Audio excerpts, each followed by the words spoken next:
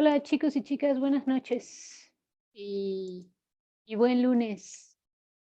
¿Cómo les va? Cuarta semana, ya se acerca el final del bloque. ¿Quién termina unidades de formación en este bloque? ¿Cuántas unidades de formación terminan? Se pone muy pesado, ¿no? La siguiente semana. Sí, bastante. Nosotros tenemos una actividad programada para esta semana, pero no sé si me dé tiempo, puesto que quería exponer un tema más, además del que vamos a terminar hoy. Entonces, pues voy a pasarla para la siguiente semana. Sin embargo, creo que no va a ser difícil realizarla. De todas maneras, ustedes ya me podrán decir y pues con toda confianza igual siéntanse libres de decirme, no, Miss, mejor pónganlo para regresando, etcétera, ¿no? Porque pues no es la idea que se presionen demasiado, pues las unidades de formación que tienen en bloque, pues sí tendrán actividades pues de síntesis, evidencias que pretendan que ustedes demuestren justamente el desarrollo de ciertas competencias. Entonces, para nosotros, en nuestro caso, todavía tenemos un cierto camino que recorrer, entonces no tengo inconveniente. Lo que sí, pues, es que sí quisiera que viéramos este tema que quedó pendiente de la semana anterior y el que sigue, que tiene que ver con la violencia estructural directa y un par de temas, otro tema más que es las relaciones de clase, la política y las relaciones de clase que tienen que ver con la tecnología. Por eso, pues bueno, antes de terminar el bloque todavía tendremos contenido que explorar. Pues sean todos bienvenidos y bienvenidas. Ahora vamos a hacer, como es pues ya tradición en los lunes, pues una serie de actividades entre contenidos conceptuales y de repaso y demás, para que el jueves pues no tengamos tanta carga, ¿de acuerdo? Entonces, lo que vamos a hacer hoy es revisar una conferencia, es un colega, bueno, es un profesor catedrático de la Universidad de Málaga en España, Ramón Muñoz Chapuli, que me parece que sintetiza aspectos muy contundentes y de forma muy, sucinta, lo que tiene que ver con el determinismo biológico, algunos de los peligros a los que quisiera yo que ustedes conocieran. Luego de esta conferencia que vamos a ver de Ramón Muñoz, vamos a hacer un repaso de ideas para ver qué tanta comprensión de la misma han tenido. Para eso, por favor, vayan abriendo un formulario. No es necesario que lo contesten ahora. De hecho, si quieren irlo contestando conforme va pasando los temas en la conferencia, lo pueden hacer. Pero también daremos un par de minutos, algo de tiempo al final de esa primera actividad para que lo discutamos. ¿De acuerdo? Entonces, insisto, no es necesario que lo contesten ahora porque de hecho algunas de las preguntas tienen que ver con la postura, lo que Ramón Muñoz va a ir exponiendo. Ajá, entonces eso sería lo que vamos a hacer en la primera parte de la sesión, el video y el repaso de esas ideas principales. Me da mucha angustia luego ponerles conferencias o videos tan largos, prefiero realmente los que son cortos por el asunto de la atención. Sin embargo, está lo mismo que aquella conferencia, otra que vimos hace una semana, un par de semanas, de Braiotti, me parece que es muy ilustrativa. De todas maneras, para profundizar en los temas, siempre están pues los textos. Si ustedes se interesan en alguno de los temas que va mencionando Ramón, escríbanme y buscamos la bibliografía que les sea útil para profundizar en esos temas, para que vayan directamente pues a las fuentes de información.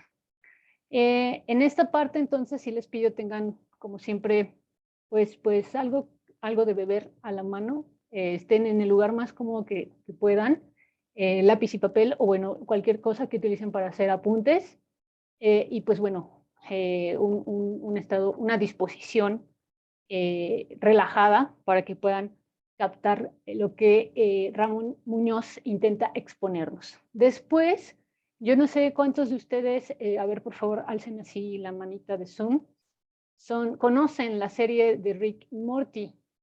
Me parece que están disponibles en Netflix, gracias, y también en HBO la 5ª temporada.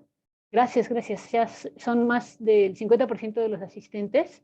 Yo creo que entonces les es familiar un capítulo de la 4ª temporada que vamos a revisar. Vamos a revisar nada más un pedacito muy al inicio del capítulo, porque creo que ilustra uno de, o más bien lleva al absurdo uno de los argumentos de pues la intervención genética o la determinación biológica de los seres humanos, ¿no? Por último, vamos a revisar pues cuestiones de dudas pendientes que tengamos. Por ahí les haré algún comentario sobre nuestras pasadas evaluaciones y sobre las siguientes, ¿de acuerdo? Entonces, pues bueno, ya estamos con ya son pues 7:10, 7:11. Vamos entonces a ver esta conferencia. También les voy a pasar, por supuesto, el link para que la puedan revisar por si se les va el internet y tengan que regresar después o si ya no se pudieron conectar bien a la sesión, lo que sea. Ese es el link de la conferencia. No sé si lo mencioné, pero Ramón Muñoz es biólogo y en la Universidad de Málaga. Esta es una conferencia que organiza Empiria Asociación. Es una revista, publica textos, es de difusión de la ciencia. Y bueno, es un poco ya vieja, es del 2012, fíjense. Pero bueno, considero que pues en la medida en que los debates siguen siendo pertinentes, pues no ha caducado su posición, ¿no? Y entonces, esto se desarrolla pues en España. Vamos a poner la configuración correcta. Otra cosa que tenemos que saber es que el ponente, Ramón Muñoz, no está utilizando micrófono y entonces de pronto se escucha muy bajito. Yo les pido, por favor, si tienen audífonos, se los pongan y traten de subirle un poquito porque sí, de pronto es difícil escucharlo. Entonces, voy a ponerlo en una configuración de 1.25 en la velocidad para que no nos tardemos la hora que viene aquí. Aunque vale la pena pues escucharlo con detenimiento, creo que nos podemos ahorrar unos cuantos minutitos y no lo dejamos de entender. Cualquier cosa, por favor, escriban en el chat o no duden en interrumpir. Entonces vamos a darle play. Gracias también, pues yo creo que estas son iniciativas importantísimas. Esto me ha dado una alegría especial esta invitación y estar hoy aquí porque de alguna manera esto me retrotrae a la época en la que era yo estudiante y en la que organizábamos cosas de estas. Y esto es algo que siempre he echado mucho de menos en la universidad actual. Es decir, la universidad lo que no puede ser, en lo que no se puede convertir, en ese sitio donde uno va a coger apuntes, donde uno va a casa a estudiarse los apuntes, vuelve a devolver los apuntes en un examen y se va con un título. La universidad tiene que tener una vida, tiene que tener una inquietud y tiene que tener algo más que simplemente el tema de clase, apuntes, exámenes, prácticas y todo eso. Y ese algo más lo tenéis que buscar vosotros, lo tenéis que construir vosotros. Por eso me dio mucha alegría cuando me enteré de la existencia de esta asociación, que encima promueve la cultura científica, que es algo que me parece enormemente importante. Esto cada vez que se oye hablar de cultura y ciencia, me pongo de los nervios, porque la ciencia es cultura, sin ninguna duda, forma parte de la cultura. Y pensamiento crítico, eso ya me entusiasmó especialmente, porque me parece algo extraordinariamente importante. Así que por los dos lados, muchas felicitaciones y muchas gracias a Empiria y a otras asociaciones que sé yo que están trabajando en el mismo sentido. Bueno, yo cuando me preguntaron...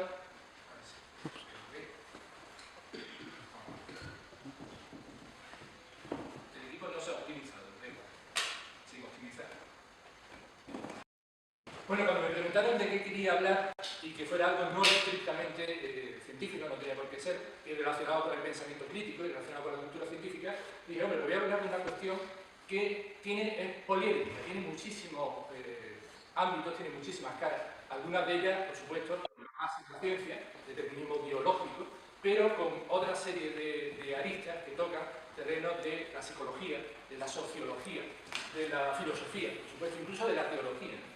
Porque el determinismo biológico lo que pretende es buscar en nuestra raíz biológica la base de nuestro comportamiento, de nuestra forma de ser. Y esto es polémico. Esto yo simplemente os voy a presentar una serie de cuestiones que se han suscitado y luego la opinión la vais a formar vosotros. Y luego incluso, si queréis, me gustaría que cuando termináramos, pues planteéis opiniones, discusiones, porque lo que voy a hablar se presta a la polémica y quiero que se preste a la polémica además. Bueno, ya que he dado las gracias a Empiria, lo que sí debería decir es que me han hecho polvo por el cartel, porque ponerme a Carlos II el hechizado como al lado de no culpen a los genes es terriblemente contradictorio.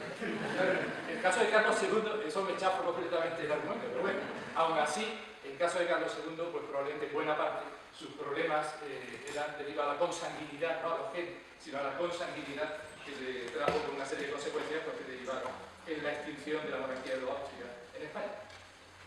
Bueno, la pregunta es, ¿qué determina nuestro acto? Es decir, cada vez que decidimos hacer una cosa, cada vez que actuamos, ¿realmente qué es lo que determina? El determinismo sería esa idea por la cual esos actos están condicionados. Y ahí tenéis dos variantes. Hay un determinismo fuerte, que dice que cualquier cosa que hagamos está determinado por fuerza externa e interna. Eso sería un determinismo absoluto, que a lo mejor pues, nadie va a defender. Un determinismo débil dice que nuestros actos están condicionados por muchos factores, nuestra educación, nuestra cultura, el ambiente en el que nos hemos desarrollado, nuestra predisposición genética, ¿por qué no? Eso sería un determinismo débil. Y el libre albedrío sería exactamente lo contrario del determinismo. El libre albedrío sería la idea de que tenemos un control total y absoluto sobre lo que hacemos. Una voluntad que es impermeable e independiente a cualquier condicionamiento. Esto también es un problema, es decir, pensar que no estamos absolutamente condicionados por nuestra educación, nuestro ambiente, nuestra cultura, nuestra forma de ser, también es complicado defenderlo. ¿Qué sería el determinismo biológico? Pues sería la idea de que los factores biológicos, los factores genéticos, por contraposición a los ambientales, son los que determinan el comportamiento humano, todo o parte del comportamiento humano. Es la idea del fenotipo. El fenotipo es lo que somos. El fenotipo es el hecho de que tengamos 5 dedos, que tengamos una cabeza, que tengamos 2 ojos, y evidentemente todos sabéis que el que tengamos 5 dedos está determinado genéticamente. Para ser más preciso, nuestro fenotipo es el resultado de la expresión génica, más la influencia del ambiente, más un ruido, un factor aleatorio. Evidentemente, en tener 5 dedos, la expresión génica influye muchísimo más que la influencia ambiental y el ruido. Por muchos cambios que haya en la influencia ambiental, normalmente seguimos desarrollando 5 dedos. Esto en cuanto a nuestro cuerpo, a nuestra base física, a nuestro fenotipo, es muy claro y es muy fácil de entender. Pero ¿qué pasa con nuestra naturaleza humana? Nuestra forma de ser, nuestras inclinaciones, nuestras actitudes, nuestro comportamiento. Si asumimos que eso es parte de nuestro fenotipo, pues, o es expresión génica, o es influencia ambiental, o son factores completamente aleatorios. Entonces tenemos que adoptar una postura, es decir, tenemos que pensar si nuestro comportamiento, nuestra naturaleza humana, tiene más peso de uno o de otro lado. Y esa elección, como ahí digo, ha tenido y tiene consecuencias importantes, consecuencias en ocasiones gravísimas. Un punto de partida importante es que los mamíferos somos especiales. Esto es algo que me gusta recalcar mucho y suena antropocéntrico, pero no es antropocéntrico. El comportamiento en los mamíferos es especial. En muchísimos animales, muchísimos grupos de animales, que he puesto como ejemplo a la izquierda la ave, el cerebro establece toda una serie de conexiones antes del nacimiento, que de alguna manera determina, estereotipan el comportamiento. Esto es muy típico en las aves, en los reptiles, muchísimos animales. Pero en los mamíferos, por eso digo, somos especiales, nuestro comportamiento, buena parte de nuestro comportamiento reside en un córtex cerebral en el cual las conexiones se establecen después del nacimiento y se establecen en función de la experiencia que vamos teniendo. Dicho en términos más sencillos, nuestro comportamiento es resultado en una parte de un aprendizaje, porque tenemos una estructura cerebral que permite el establecimiento de conexiones postnatales y por lo tanto permite una fase de aprendizaje. Y esto está potenciado en los mamíferos porque los papás y las mamás de los mamíferos cuidan de los mamíferos pequeños, los alimentan, los cuidan y les permiten extender ese periodo de aprendizaje que en otros grupos de animales no hay. Eso hace que los factores ambientales y el aprendizaje sean muy importantes en los mamíferos. Ahora bien, ¿qué parte de nuestro comportamiento tiene base genética y cuál tiene influencia ambiental? Esto lo voy a tratar desde un punto de vista histórico en 4 aspectos. Podría tratar algunos más, pero hay 4 temas que voy a contar que me parecen especialmente importantes a la hora de abordar el tema del determinismo. Primero, la eugenesia, la idea de que nos podemos librar de los genes malos y tener genes buenos, por decirlo así. Los genes y la delincuencia, ¿qué relación, qué base genética puede tener el comportamiento criminal? ¿Somos asesinos natos? Los genes y la inteligencia, otro debate. Es decir, hasta qué punto la inteligencia está determinada por los genes. Y por último hablaré de los genes egoístas, la sociobiología. Es decir, hasta qué punto en el fondo simplemente somos animales, y aunque nos creamos muy humanos, nuestro comportamiento tiene unas raíces profundas en el comportamiento animal. Y intentaré exponer una serie de hechos secados, no tengo más remedio que hacerlo así, pero bueno, al final acabaré con 3 reflexiones personales finales sobre género y evolución, sobre género y educación y sobre biología e ideología. Así que empiezo con la eugenesia. ¿Y qué es la eugenesia? Pues la eugenesia fue un invento de este señor, Francis Galton, que era primo de Darwin, que era seleccionista, es decir, creía en la evolución por selección natural, e intentó aplicar el principio de la selección natural para mejorar la especie humana. Decía, si la selección natural va mejorando la especie de animales, y si incluso puede haber selección artificial y mejorar el ganado, las plantas, ¿por qué no aplicamos la selección para mejorar la especie humana? Y él distinguió que eso se podía hacer de 2 maneras. Eugenesia positiva, fomentando los cruzamientos, la reproducción de los mejores, y negativa, procurando que los peores genéticamente no se reprodujeran. Esta es la definición de eugenesia. Eugenesia, Galton 1904, el estudio de los medios bajo control social que pueden beneficiar o perjudicar las cualidades raciales de las generaciones futuras, tanto físicas como mentalmente. Y él pretendía que la eugenesia era una ciencia, y ahí lo pinta como un árbol con raíces en todas las disciplinas, ahí se ve genética, psicología, biología, etnología, etcétera, etcétera, y decía que el fin en la memoria de su vida era controlar el porcentaje de crecimiento de los ineptos y mejorar la raza favoreciendo la productividad de los aptos, por medio de matrimonios tempranos y saludable crianza de los hijos. Él intentó que esto se convirtiera en una ley en el Reino Unido, en Inglaterra, pero no lo consiguió. En Inglaterra no se llegó a aplicar la eugenesia legalmente, pero esto ahora veremos cómo en determinados países tuvo una influencia enorme. Y voy a hablar de 2 casos fundamentales: Estados Unidos, Canadá fue a remolque de Estados Unidos en esto, y la Alemania nazi. Para la selección natural se utilizó un término que era completamente ambiguo, era un término discrecional, era el término de los débiles mentales. Y ahora voy a hablar de lo que se entendía por débiles mentales. Porque el régimen era totalitario, porque había una ideologización extrema, porque existían conceptos como el de raza aria y raza inferiores. Y claro, la eugenesia caía un poco por su base. Es decir, por decirlo así, no nos tiene que sorprender que los nazis fueran eugenitistas. El problema es que una democracia como Estados Unidos lo fue, pero la Alemania nazi no sorprende. En Alemania se llegaron a esterilizar a 375.000 personas durante el periodo nazi, incluyendo a personas que simplemente tenían sordera, que puede ser por cualquier causa, ceguera, pero ya se consideraba que eso eran unas taras, eran unos tarados, y se les esterilizó obligatoriamente. Y se utilizó por único sitio en el mundo el eugenismo positivo.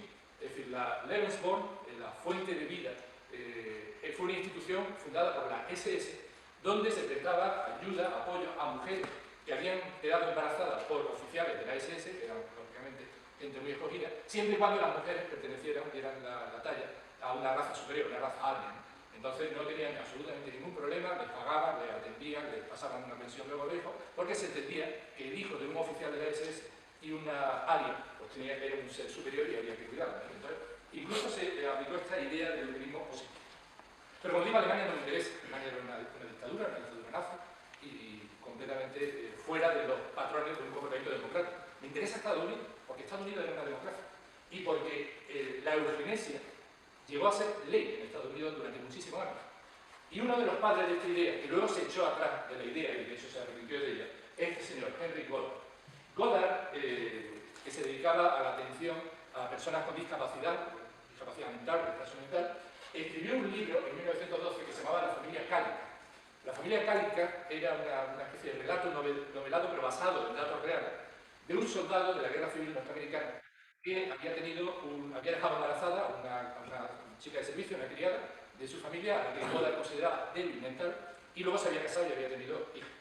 Y entonces él siguió la descendencia, la genealogía de los descendientes de la débil mental y de los descendientes de la buena señorita de familia americana que tuvo hijos legítimos con el soldado.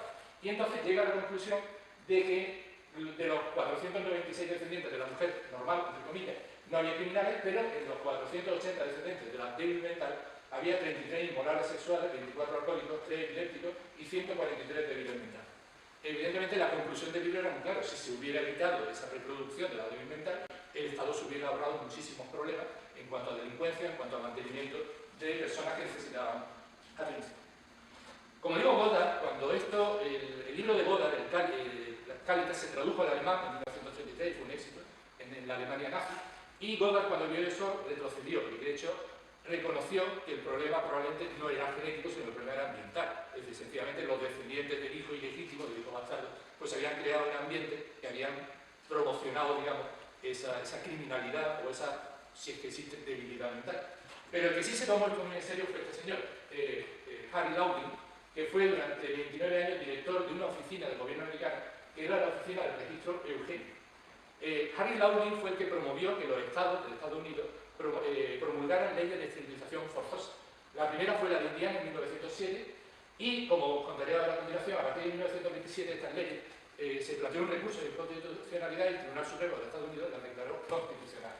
En 1930, 30 de los 50 estados de Estados Unidos tenían leyes de esterilización forzosa. Quiere decir que un comité podía coger a un señor o una señora y decir, este señor o esta señora deben ser esterilizados legalmente, porque cumplen una serie de características que ahora diré cuáles son. Harry Laughlin fue nombrado doctor honoris causa por la Universidad de Heidelberg en un acto de presencia de Goebbels, que luego, pues, años después, os podéis imaginar, se hizo famoso por otras cosas. Y a él se le atribuye este objetivo: hay que eliminar al 10% más inútil de la sociedad. Aquí tenéis una reproducción de un expediente de esterilización. Todo lo que hacía falta para esterilizar a una persona en Estados Unidos, en los años 20, en los años 30, 40, incluso después, como lo veremos, era rellenar este papel. Un consejo, un board, el board del Estado, rellenaba, ponía ahí el nombre del esterilizable y decía, y bajo consideración de la evidencia presentada, en la audiencia el comité encuentra que este señor es, y hay una serie de posibilidades, loco, idiota, imbécil, débil mental o epiléptico. Y que por las leyes de la herencia es el probable padre, es decir, el probable ancestral de descendientes socialmente inadecuados. Así que por ello debe ser esterilizado sexualmente sin detrimento de su salud y de manera que el bienestar de este señor y el bienestar de la sociedad sea promovida con esta esterilización. Simplemente se ponía en una cruz, firmaba el comité y este señor pasaba al quirófano y era vasectomizado o le cortaban las trompas de falda. Cuando esto llegó al estado de Virginia y se hizo el primer expediente de esterilización, fue el de esta chica que eligieron Carrie Buck, hija de Emma Buck. Carrie había tenido una hija llamada Vivian, era madre soltera. Luego se supo luego que había sido como resultado de una violación, pero se dijo que era por inmoralidad lo de ser madre soltera, y entonces las autoridades del sitio donde estaba recluida pues decidieron esterilizarla. Un abogado planteó un recurso de constitucionalidad y esto llegó al Tribunal Supremo. Y el Tribunal Supremo, una famosísima sentencia promulgada por el presidente del Tribunal Supremo en aquella época, Oliver Wendell Holmes, dijo, es mejor para todo el mundo, esto es el texto de la sentencia del Tribunal Supremo, es mejor para todo el mundo si en lugar de esperar a ejecutar a descendientes degenerados por el crimen o dejarles morirse de hambre por su imbecilidad, la sociedad puede prevenir a aquellos que son manifiestamente inadaptados para continuar su descendencia. El principio que autoriza la vacunación obligatoria es suficientemente amplio para cubrir el que se corten las trompas de falopio. Con tres generaciones de imbéciles son suficientes. Y esto es la sentencia que supuso la constitucionalidad de las leyes de esterilización forzosa. Curiosamente, nunca se revocó. En Estados Unidos sigue siendo legal, lo que pasa en Estados Unidos, pero sigue siendo legal porque no se llegó a revocar esta sentencia. El caso es que en Virginia, en la colonia Lynchburg, que es donde vivía Carrie Buck, se procedió a la esterilización de 4.000 personas, casi todas chicas. El último, sorprendentemente, la última esterilización, la última vez que se aplicó la ley, fue anteayer, fue en 1972. En 1980 llegó un nuevo equipo a esta institución y se quedó horrorizado de lo que se había hecho. De hecho, se hizo a partir de ahí un documental que se llama La historia de Lynchburg y incluso se localizó a Carrie Buck, a la primera mujer esterilizada en Virginia, y se le hicieron una serie de pruebas y se comprobó que era una persona normal, de cultura baja por el medio, por el extracto social en el que estaba, pero que era una mujer normal, y su hija Vivian era una niña que en el colegio funcionó perfectamente hasta que, por las condiciones ambientales y no genéticas, murió de rubeola a la edad de 8 años. Esto en cuanto a la eugenesia y la delincuencia. Esto es algo que vuelve continuamente, ¿no? Vuelve y vuelve. Y tiene una historia larga. Esto empieza en el siglo pasado, cuando un antropólogo, César Lombroso, funda lo que él llamó la criminología positiva. Positiva en el sentido de científico.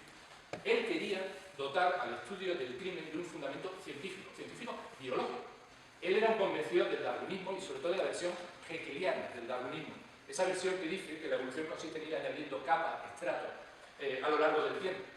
Y él pensaba que el crimen era algo natural entre los animales, es decir, los animales, el crimen era lo normal. ¿Y por qué existía el crimen en la especie humana?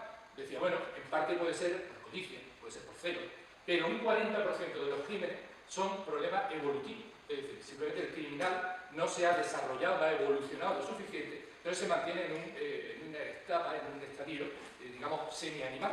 Y entonces lo natural para esa persona es ser un criminal. Y luego en esa idea de antropología criminal, pues él definió el rostro del criminal. Él pensaba que el criminal se podía reconocer, simplemente reconociendo una serie de, por decirlo así, fenotipos animales. Él dice, tengo aquí alguna nota sobre esto, dice, se puede reconocer al criminal por sus características morfológicas: brazos largos, pies prensiles, frente baja y estrecha, orejas grandes, cráneo grueso, lo cual se nota en el arco superciliar, mandíbula fuerte y prognata, pelo abundante en el pecho y asimetría facial. Todo esto para él marcaba el criminal. Ahora, esto tiene una derivación peligrosísima. Es decir, podemos prevenir el crimen. Cogemos al que es así, lo metemos en la cárcel antes de que se produzca el crimen. Lo que podemos hacer es encerrar al presunto delincuente cuya naturaleza le va a llevar a matar, ¿no? o a violar. Lombroso es el autor de este libro, El hombre delincuente, un libro impagable también, como podéis ver por el título, La mujer delincuente, la prostituta y la mujer normal.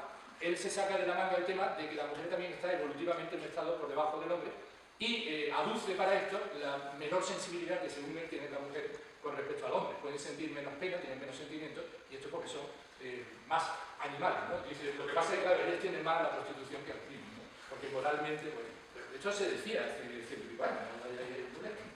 y luego el crimen, causa y remedio fue su última obra. Un jurista italiano, un juez famoso, escribía en una carta al Lombroso, dice, nos ha mostrado usted feroces y lúbricos orangutanes de rostro humano. Es obvio que como tales no pueden actuar de otro modo. Si violan, roban y matan es por virtud de su propia naturaleza y de su pasado, pero esto constituye aún mayor razón para destruir, una vez demostrado que siempre seguirán siendo orangutanes. Curioso, porque los orangutanes son seres angelicales, pero bueno, este hombre no tuvo los orangutanes porque conocía poco esto. Evidentemente esto estaba condenado al fracaso, es decir, pensar que existe un rostro del asesino es absurdo, pero curiosamente existe una versión moderna, genética, del asesino nato, que es el supermacho. Supermacho viene de un suceso terrible que ocurrió en los años 60 en Estados Unidos, donde este señor, se llama perturbado, maníaco, o lo que fuera, esto yo no sé mucho de psiquiatría, no puedo calificarlo, pero el caso es que este señor asesinó a 8 enfermeras en una auténtica orgía de sangre y su defensor alegó que estaba condicionado por algo que entonces se estaba empezando a insinuar, y es que en los delincuentes masculinos había una proporción anormalmente alta de doble cromosoma Y, es decir, de un cariotipo XY con doble cromosoma Y. Doble cromosoma Y se supone que producía exceso de hormonas masculinas y eso incitaba a la violencia. Entonces, no viendo cómo defender a este señor, pues se agarraron a eso. Luego se comprobó que era falso. Este señor tenía un cromosoma Y, como todo el mundo, era genéticamente normal, pero el problema es que ya los titulares de prensa habían calado, ya se había creado el mito.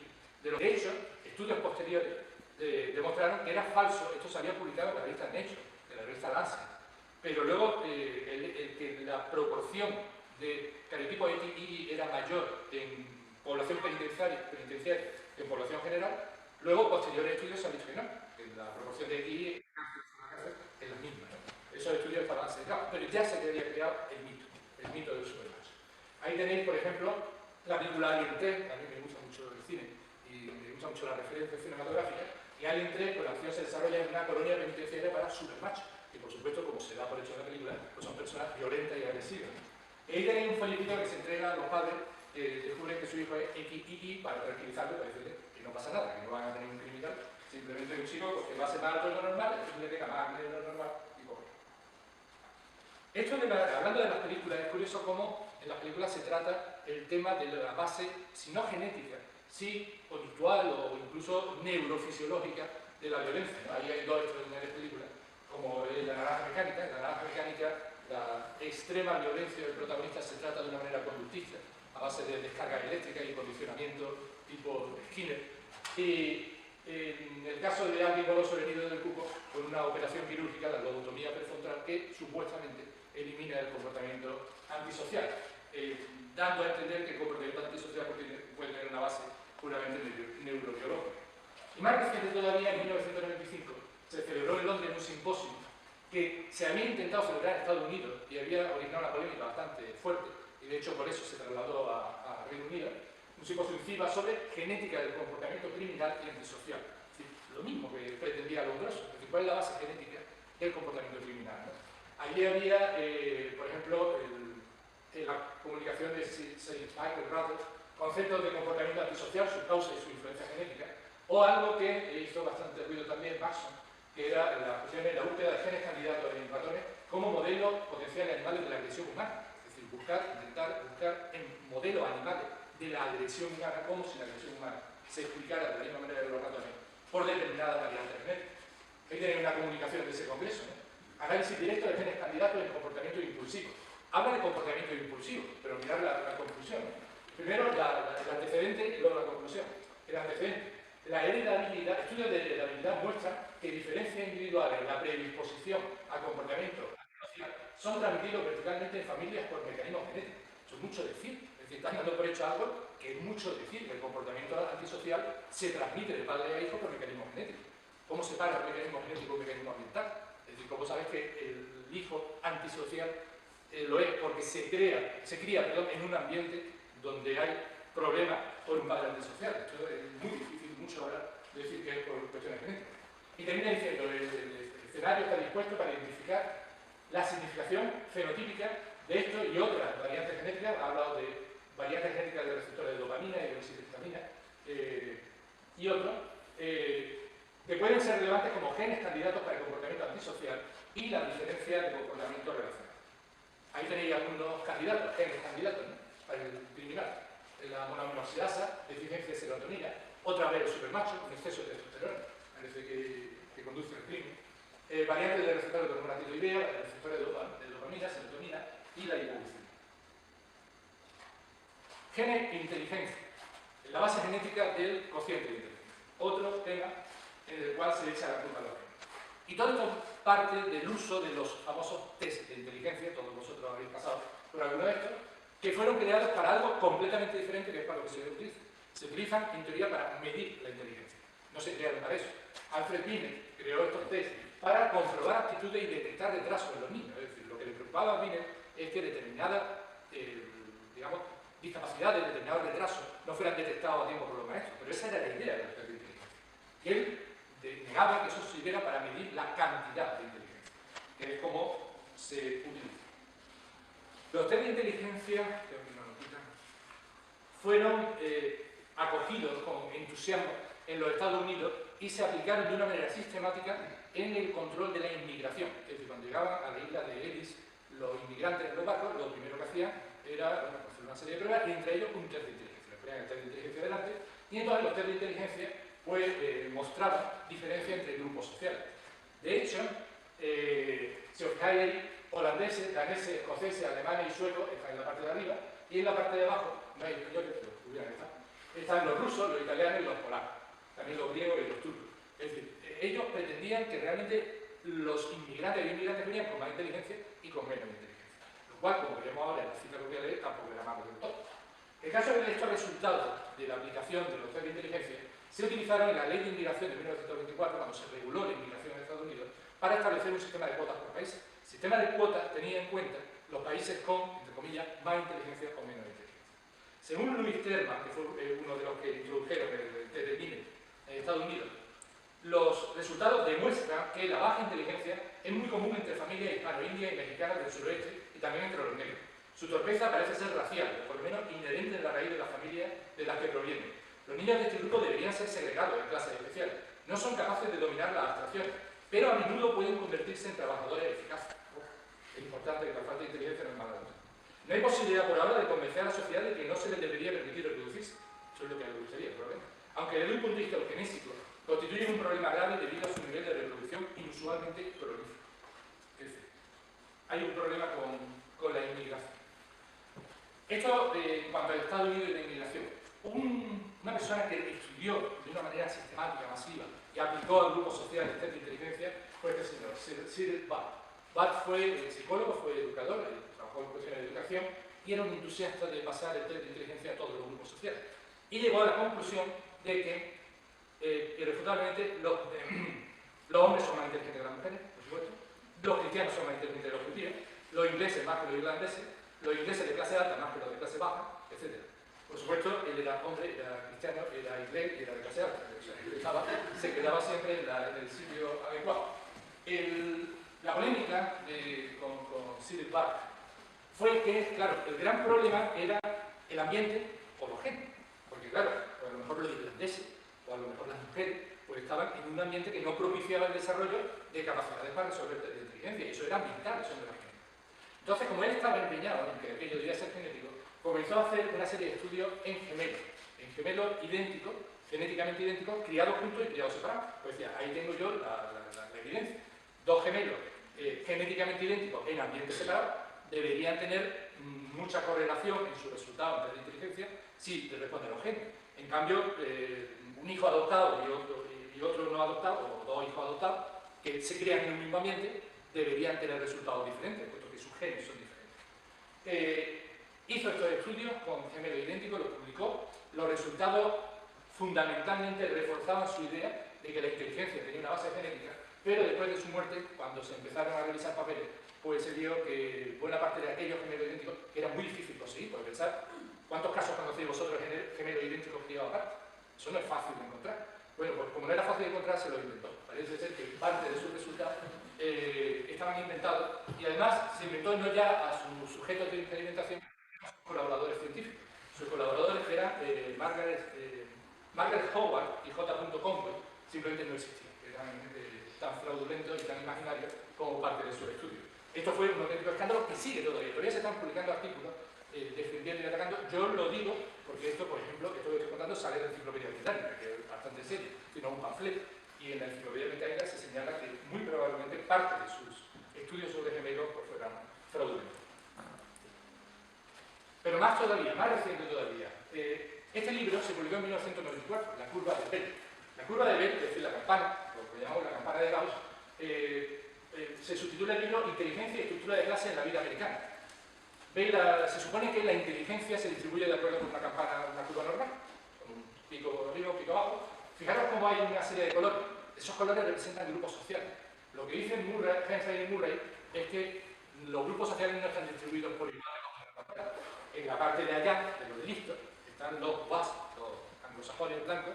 En la parte de abajo están los negros, los hispanos, etc.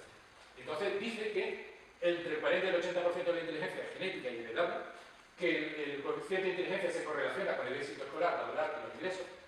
Me pregunto si no será al revés. Si el éxito escolar, laboral y los ingresos son los que mejoran el coeficiente de inteligencia.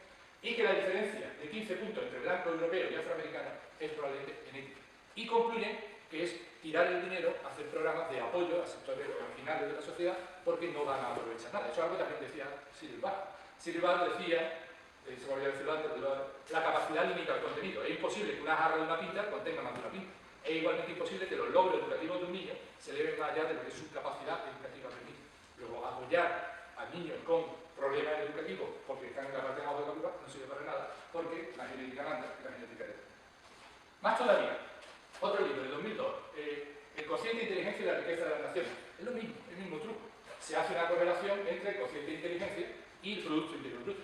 Y entonces sale, evidentemente, que Europa, Corea, Japón, Estados Unidos, pues tienen más riqueza y tienen más cociente de inteligencia.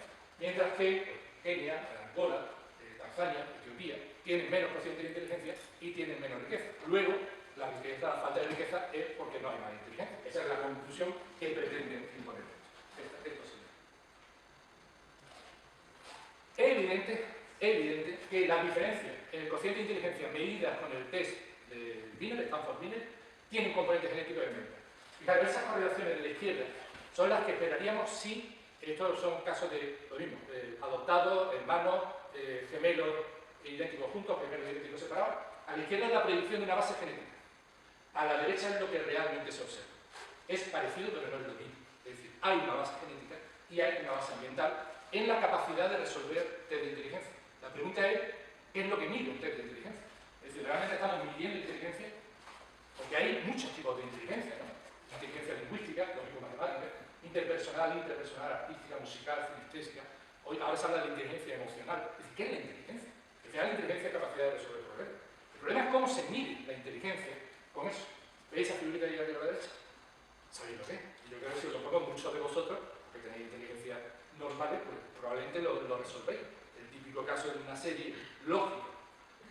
componente cultural impresionante.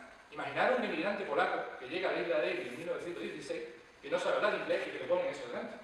No sabe resolverlo y puede tener una inteligencia extraordinaria y puede ser capaz de resolver muchos problemas. Pero la capacidad, el componente cultural de los test de inteligencia es innegable. Y los test de inteligencia lo que miden probablemente la capacidad de realizar test de inteligencia, más que de inteligencia. Por lo cual todos estos estudios se caen por su propia base. Los genes egoístas, es decir, a qué punto lo que nos condiciona, condicionante de nuestro comportamiento no es nuestra naturaleza animal, porque somos humanos, tenemos una doble naturaleza, somos humanos, somos animales, ¿qué es lo que pesa más? ¿Qué es lo que más vale? Bueno, pues esto es lo que se planteaba Edward Wilson, el entomólogo, que escribió este libro que todos conocéis probablemente, se llama Sociobiología. La sociobiología, que se subtitula La nueva síntesis, es un intento de explicar las sociedades animales desde el punto de vista de la adaptación y de la selección natural. Desde este punto de vista no hay nada que objetar. Es perfecto, explica por qué se han formado sociedades de insectos, de hormigas, de abejas, etcétera, etcétera. El problema es que después de 26 capítulos, en el capítulo 27 dice de la sociobiología a la sociología, entonces da una pirueta peligrosísima y arriesgada, en el cual hace una extrapolación a la sociedad humana. Y dice, la sociedad humana también se podría explicar y podría, el comportamiento social, estar genéticamente controlado por las presiones de selección durante la evolución humana. Es decir, a lo mejor tampoco hay tanta diferencia entre una sociedad hormiga y una sociedad humana. Esto es, sin duda, polémico, porque querer explicar las relaciones que se establecen en la sociedad humana como fruto de la selección natural es, como mínimo, polémico. Polémico es esto que declaró Wilson en el año 75 en el New York Times, que os lo voy a leer para que veáis la típica cosa que ahora, 35 años después, no se atrevería a decir, aunque lo pensara. Probablemente lo siguen pensando. Pero muchos lo siguen pensando, pero no se atreven a decirlo. Decía, como por ejemplo, en la sociedad de caza y recolección, los hombres cazan y las mujeres se quedan en casa. Esta marcada inclinación persiste en la mayor parte de las sociedades industriales y agrarias, y solo sobre esta base parece tener un origen genético. Es decir, la mujer está genéticamente programada para quedarse en casa y el hombre para salir de casa. Mi propia opinión es que la inclinación genética es lo suficientemente intensa como para causar una división sustancial del trabajo hasta en la más libre e igualitaria de las sociedades futuras. Aún con educación idéntica y acceso igual a todas las profesiones, probablemente los hombres continúen desempeñando un papel desproporcionado en la vida política, los negocios y las ciencias.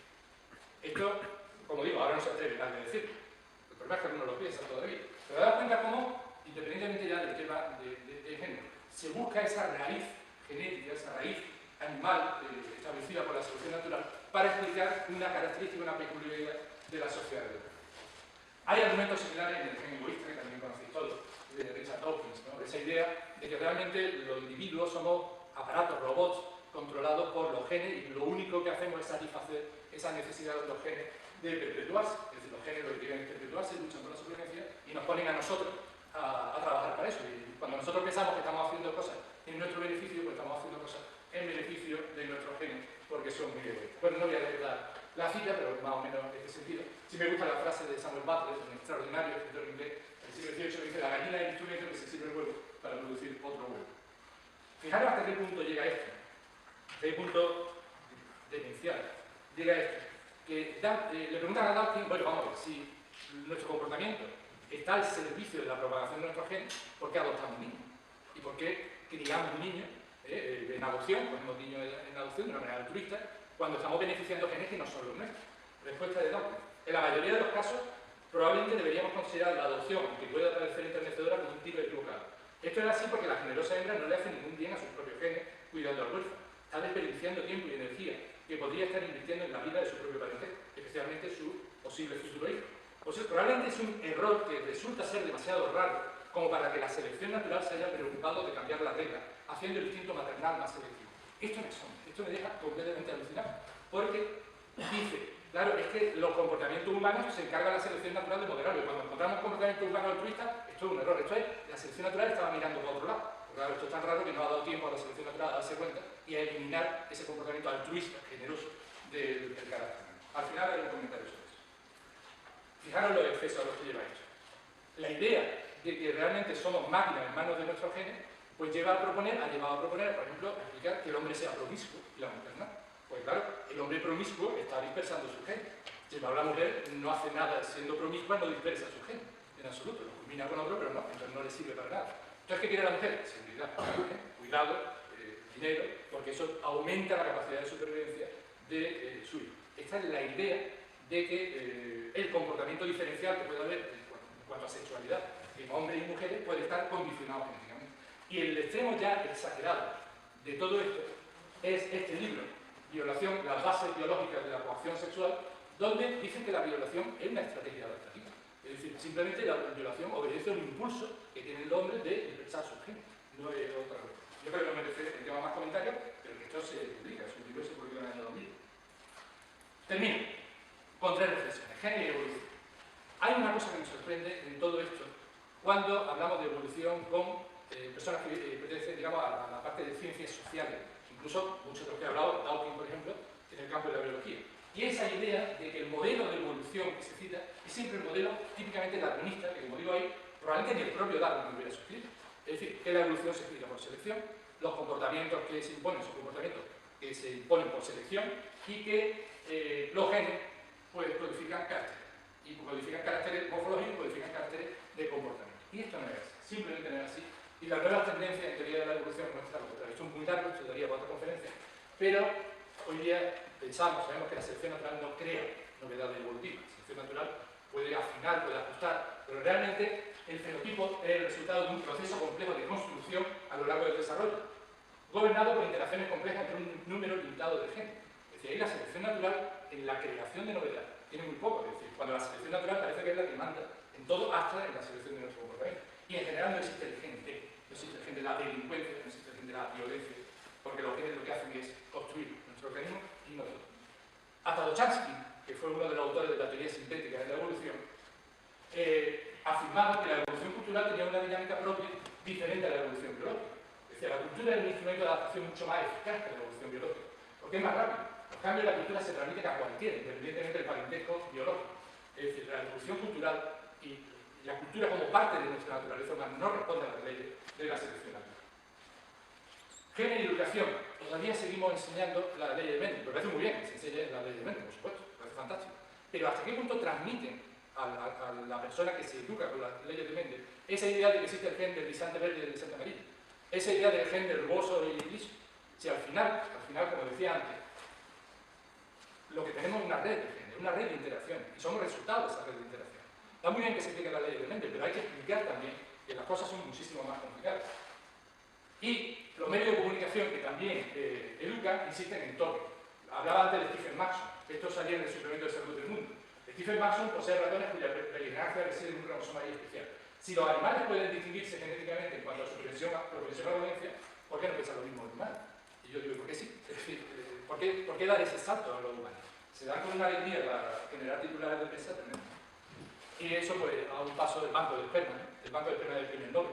Esa idea de que tener esperma de un premio, ser fecundada con un esperma del premio Nobel, pues garantiza hijos mejores. Me temo que no, pero garantiza hijos mejores. Pero esto no es humano, todo el tema de la clonación. Referencias cinematográficas, inevitables. Los niños del Brasil. Si no habéis visto esta película, no la veréis. No la quiero destripar, no quiero daros ningún spoiler, pero desde el punto de vista biológico, esta película es una adelantada a su época completamente. Habla de clonación, que al final concluye, como digo ahí, no quiero desvelar el misterio, que el nazismo no deriva de los genes de Hitler. El nazismo deriva de condiciones económicas, sociales y políticas en la Alemania posterior a la Primera Guerra Mundial. Pero los genes, en otras condiciones económicas, en otras condiciones sociales, pues Hitler probablemente hubiera sido un zapatero aceptable, o hubiera sido un consejero, y no hubiera sido por la persona que fue, que llevó a medio mundo a la destrucción. Y por último, cuidado, podemos pensar que el determinismo biológico es cosa de reaccionarios, de facha, de gente conservadora. Y cuidado porque la historia demuestra que a veces es lo contrario. Me he saltado un ejemplo, pero bueno, en general, Lombroso, por ejemplo, por poner un ejemplo, era un reformador social. Pero Lombroso lo que quería era prevenir la delincuencia, que acabar con el crimen, pero de una manera progresista, sin llegar al castigo, sin llegar al extremo, ¿no? Muchos otros, Galton, por ejemplo, Galton era un liberal, él quería reformar la sociedad y mejorar la sociedad, o sea, actuaban muchas veces de buena voluntad, querían una organización científica y racional. El problema es que determinadas posturas científicas pueden ser usadas para justificar el orden establecido. Y es lo que dice Richard Lewontin, que es uno de los mejores autores hablando de la ideología de la biología. Y dice, la fuerza económica y social dominante de la sociedad determinan lo que la ciencia hace y cómo lo hace. Tienen el poder, esas fuerzas, de apropiarse de ideas científicas particularmente convenientes para la conservación de la vigencia de las estructuras sociales de las cuales son parte. Por mucho que pretenda estar por encima de la sociedad, la ciencia, como la Iglesia fue en su momento, es una institución social y refleja y refuerza los valores y opiniones dominantes de la sociedad en cada época histórica. Cuidado, la ciencia no es neutral y eso tenemos que tenerlo en mente. Hay casos en los que los científicos sí han contribuido de forma consciente a favorecer causas conservadoras. Este es un dibujo de los últimos tiempos de Haeckel, el evolucionista, darwinista alemán, que pensaba que las distintas razas no eran sino grados en la progresión, en la evolución hacia el ser humano, digamos, perfecto, acabado, que era el Mitterlander, el de arriba a la derecha, el hombre de las tierras medias, el hombre ario, que sería la cúspide de la evolución. Y simplemente los australianos, el malayo, el negro, el mongol, simplemente son etapas anteriores de la evolución. Y se justifica la inferioridad o la superioridad de la raza desde el punto de vista absolutamente científico, utilizando el darwinismo. Esto lo hizo Haeckel y lo aprovechó, por supuesto, el tercer Reich. Y ahora mi opinión. La lectura conservadora del determinismo biológico es falsa, sencillamente. ¿Por qué? Porque no se pueden conceptuar individuos por los promedios del grupo al que pertenecen. Recordad siempre esto. Nada de lo que se diga sobre mi grupo dice algo sobre mí. Es decir, sí, el promedio de los coeficientes de inteligencia será tal, la altura será tal, el otro será tal, pero yo soy yo y soy un individuo en esa muestra y nada de lo que se diga sobre la muestra me dice algo sobre mí, lo cual empieza ahí a cambiar los problemas. Segundo, tenemos tendencia a pensar que heredable significa determinado, inmutable. Es decir, la estatura de los hijos es heredable con respecto a la estatura de los padres. Eso quiere decir que padre alto tiene hijo alto.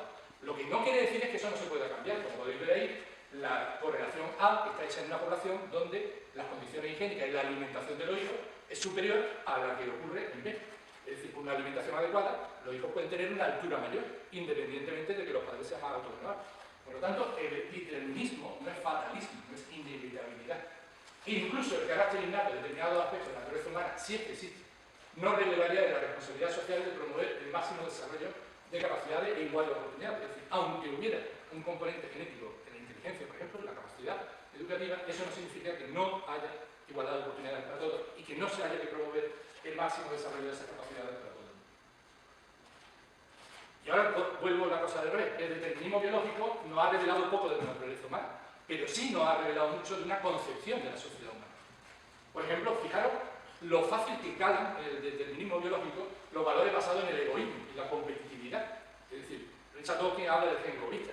Lynn Margulis hablaba de la cooperación y la simbiosis, que evolutivamente había sido tan importante la cooperación como la competencia. Sin embargo, la idea de competencia, de lucha por la supervivencia, de selección natural, esto ha entusiasmado a la gente. Ha entusiasmado porque, de alguna manera, legitima valores de la sociedad humana basados en competitividad y en egoísmo. Fijaros la necesidad de explicar el altruismo. Oye, ¿por qué el altruismo es una cosa más rara? ¿Por qué es una cosa rara? Es decir, simplemente decir, como dice Richard Dawkins, que el comportamiento altruista es algo extraño, está reflejando valores de la sociedad. Y valores no precisamente buenos. Necesidad de legitimar desigualdades sociales, la supremacía masculina, la discriminación racial. Es decir, buscar una base científica para esto. Es lamentable. Necesidad de eludir responsabilidades, de achacar todos los males a condicionantes. No, esto no, usted es un criminal porque usted es un criminal, no porque tiene una serie de condicionantes, etcétera, etcétera. Es decir, usted tiene que ser responsable de su acto. Y en el fondo un tremendo miedo a la diferencia. Y termino con tres citas de tres personajes que yo considero admirables.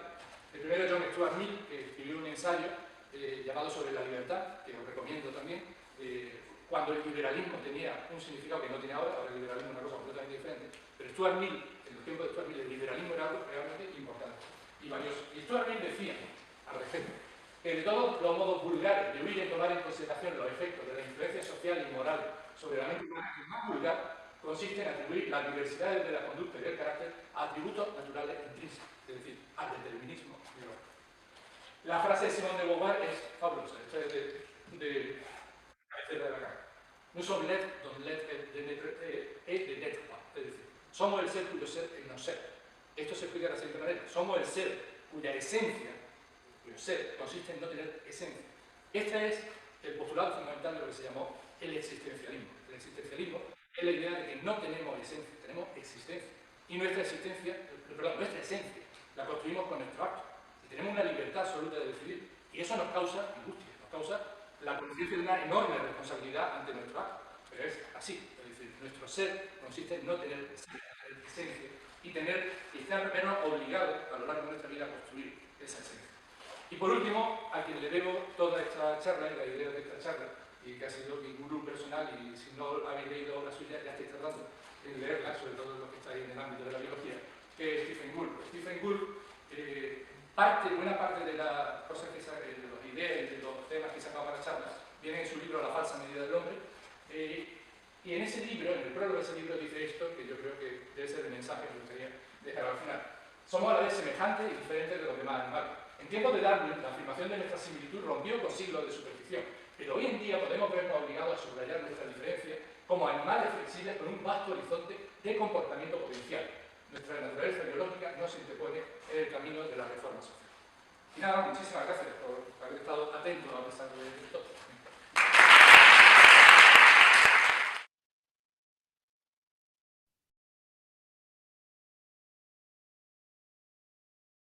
¿Qué tal, chicos? ¿Cómo la vieron? Sí, sí cacharon algunas cosas. De pronto, como a veces a los españoles, por el mismo acento, es difícil entenderles. Todavía si ponemos un poco más rápido, se puede volver un poco más difícil, ¿no? Pero bueno, espero que sí hayan podido captar algunas de las ideas. Fíjense que algunas de las cosas que él menciona son similares a las premisas o a las ideas de Braidotti, por ejemplo, cuando dice que la ciencia no es neutral, ¿no? O bien cuando dice que el ser humano no se debe de entender de una forma simplista por la expresión genética, ¿no? Sino que es más que nada, es toda una red de intervenciones tanto biológicas como culturales y que pues el comportamiento humano es muchísimo más complejo que simplemente describir que hay un gen de la inteligencia, un gen de la criminalidad, un gen de la promiscuidad, ¿no? Entonces, él lo expresa así, ¿no? Que no es necesariamente la naturaleza biológica del ser humano una cosa así de simple, ¿no? Entonces, la otra cosa que comparto también con la otra autora que hemos visto es que su propia postura la expresa como una opinión, no sé si se fijaron, expresa, en mi opinión, y es después más bien con lo que cierra la conferencia, ¿no? Entonces, primero que nada, hace un repaso de las ideas que han imperado en este intento o en pues sí, en este intento de la ciencia hegemónica, de lo que él menciona, que es justificar ciertas ideas dominantes, ¿no? Entonces, en eso también, digamos que la postura crítica que tiene este biólogo, pues coincide con la postura crítica de Braidotti respecto a la nueva conformación de las humanidades, ¿no? Porque dice, en la medida en que, en el caso de Braidotti, en la medida en que las nuevas humanidades están dando cuenta de que hay que incorporar a la digitalidad, a la tecnología, etcétera, los nuevos desarrollos científicos, pues va a haber siempre intereses que busquen justificar un cierto estado de cosas. Y si se dieron cuenta, pues, el caso de, pues, no sé, por ejemplo, los test de inteligencia, los análisis antropológicos sobre el crimen, ¿qué otra cosa? Las justificaciones, por ejemplo, de la riqueza de las naciones, ¿no? El nivel de Producto Interno Bruto en relación a la geografía, ¿no? Todas esas cuestiones que dice, que señala muy bien Ramón Muñoz, dice, es que han intentado darle una justificación científica a un cierto estado de cosas, ¿no? En ese sentido es cuando dice, la ciencia no es neutral, ¿no? Siempre va a tener, puede que defender una cierta posición, un cierto sistema que es en donde esa misma ciencia se coloca, ¿no? Por eso, pues, me gusta esa conferencia, porque expone también, pues, un poco las críticas que se han realizado e incluso las falsedades de muchas de esas premisas, ¿no? Pero bueno, ¿alguna observación, comentario que ustedes tengan? ¿Ya contestaron el formulario?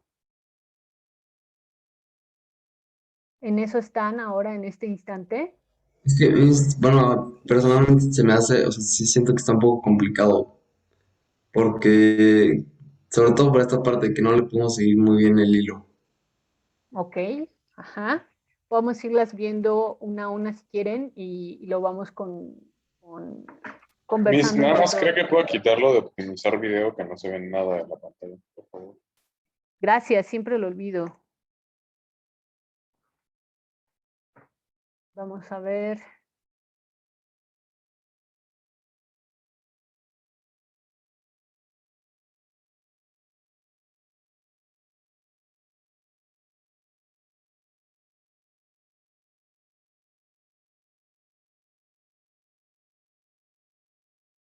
Yo creo que si deja de compartir pantalla va a ser más fácil mostrar. A ver, vamos a ver.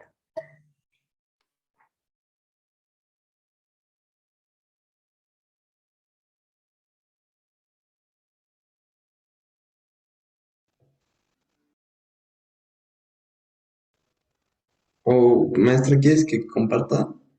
Yo,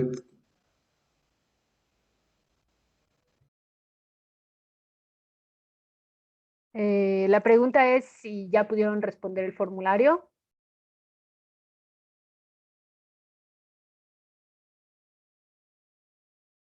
Ahí voy, maestra, ahí vamos.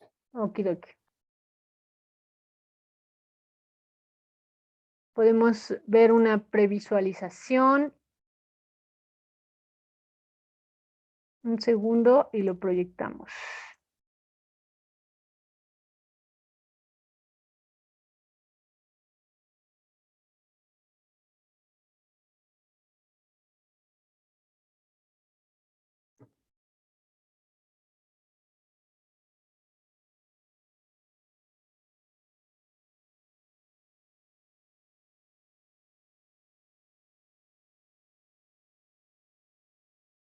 Está.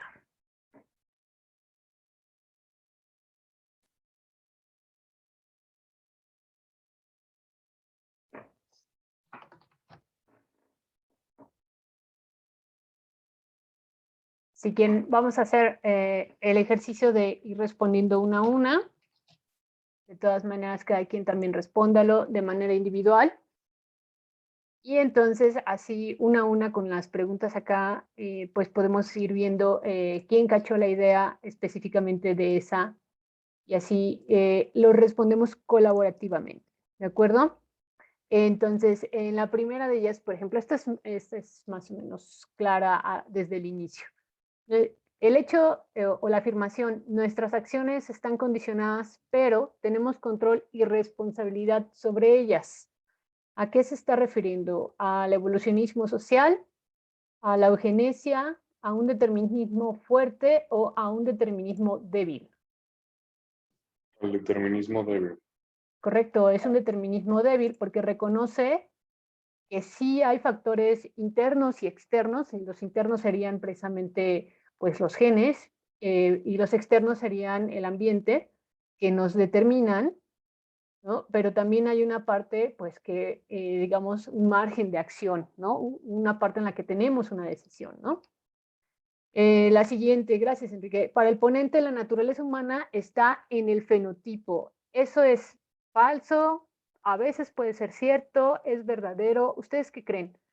Reflexionen sobre todo en este concepto que tenemos de la naturaleza humana, puesto que pues lo vamos a estar trayendo a colación casi todo el tiempo en el curso. Lo hemos visto, de hecho, desde la lectura que hemos hecho de Pico de la Mirándola, en el caso de quienes, por supuesto, han leído a Pico de la Mirándola, pero también desde las primeras conferencias sobre los retos a los que nos enfrenta el paradigma tecnológico y qué tanto de naturaleza humana, de nuestra naturaleza se está poniendo en juego, ¿no?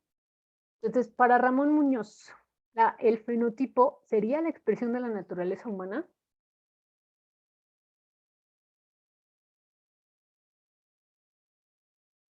Y ahí hay un... Adelante, Jimena. Pues, o sea, siento que a veces puede ser cierto y a veces no, porque como dice la imagen, hay fenotipos que vemos, genotipos no sabemos. Considero que sí se proyecta una gran parte de la naturaleza humana. sin embargo, no toda la naturaleza humana. Ok, Jimena piensa que sí. Hay quien piensa que no.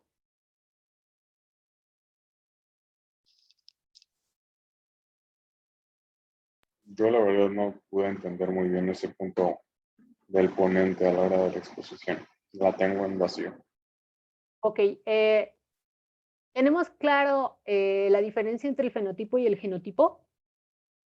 Pregunta general. Yo tengo entendido, Miss, que el fenotipo son las características que podemos ver, o sea, físicamente, como la altura, el cabello y así. Y el genotipo, pues, es interno.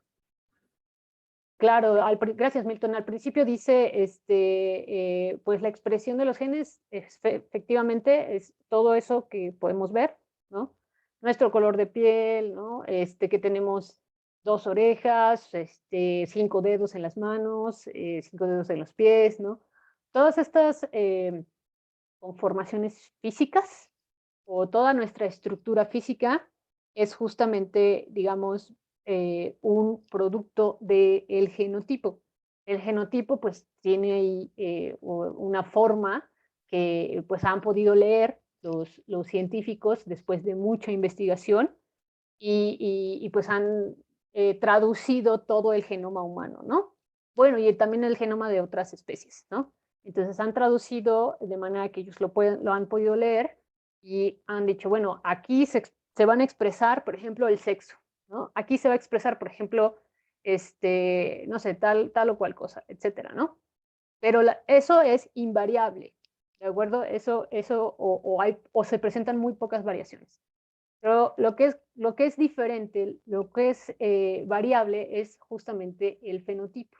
Entonces, todo eso que vemos como que alguien tiene ojos azules, alguien tiene ojos verdes, etcétera, etcétera, alguien es de tal o cual tamaño, etcétera, pues es justo la expresión de esa variabilidad en los genes. Pero en general, la estructura del genoma humano pues es la misma en todos. Entonces, bueno, por supuesto que hay enfermedades genéticas en donde se alcanza a ver, digamos, alguna variación en los genes, etcétera. Eso también se va a expresar en forma, no sé, por ejemplo, piensen en el síndrome de Down, ¿no? Que es una variación genética, se está ubicado ahí, ¿no? En qué momento del desarrollo de esa persona o de ese embrión hay una alteración en su genoma que va a producir el desarrollo de esa enfermedad, ¿de acuerdo? O esa condición. Esto que creo que sería incorrecto considerarlo enfermedad. Entonces, el problema aquí es pensar que la naturaleza humana se puede definir a partir de los genes. Piensen, por ejemplo, cuando menciona los estudios que se hicieron o que hicieron antropólogos que fundaron a la ciencia de la criminología. Decir que el crimen tiene una base genética y que se puede ver físicamente en ciertas personas que implicaba. Puede decir que había hombres de tales o cuales características fenotípicas, ¿no? Mandíbula ancha, frente ancha, mucho pelo en el pecho o tal o cual asimetría en el rostro, etcétera. Y decir, estas ciertas características fenotípicas, ¿de acuerdo? Corresponden a una tendencia a la criminalidad. Y eso está en sus genes, ¿no? Entonces, pensar pues que esa serie de comportamientos son naturales, y lo dice así en algún momento, ¿no? Es que tal o cual persona va a ser un asesino, va a ser un criminal, no se le puede pedir otra cosa porque es natural en él, ¿no? Así lo justificaban esas personas. Entonces, bueno, ese es el caso de la postura que él analiza, ¿no? O del autor que él menciona. En el caso del ponente Ramón Muñoz, él ya más adelante en la conferencia, por favor repásenlo, menciona que cuando menciona la idea de biología e ideología, ¿no?